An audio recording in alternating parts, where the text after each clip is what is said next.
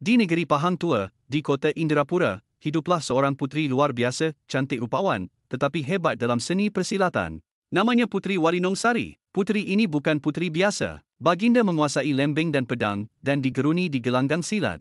Tiada siapa pernah menewaskannya. Kehebatan dan kecantikan baginda tersebar ke seluruh pelosok dunia. Ramai datang untuk meminangnya, namun tiada seorang pun berjaya menawan hatinya. Jauh di Gunung Tahan, Raja Mambang Segara, Raja Langit, mendengar tentang puteri ini. Tertarik, baginda turun ke bumi menyamar sebagai lelaki hodoh. Apabila baginda tiba di Indrapura, Puteri Warinong Sari tidak menunjukkan wajahnya sentiasa ditutupi tudung. Raja Mambang Segara mencabar baginda untuk beradu silat. Puteri menerima kerana tidak pernah gentar berhadapan sesiapa pun. Pertarungan mereka berlangsung selama 3 hari 3 malam. Kedua-duanya sama hebat, tiada yang menang, tiada yang kalah. Hari ketiga, tudung sang puteri terlepas, dan buat pertama kalinya, Raja Mambang Segara melihat wajahnya, dan serta-merta pengsan kerana terlalu terpegun. Bila wajah sebenar raja itu dibasuh, terbongkar identitinya, dan dari pandangan pertama, kedua-dua mereka jatuh cinta, tapi cinta mereka tak direstui. Dari puncak Gunung Tahan, ayah kepada Raja Langit, Raja Laksamana Petih, melihat segalanya, dan murka, dengan kuasa petih dan guruh, baginda menghantar badai ke Indrapura, dan bila ribut reda,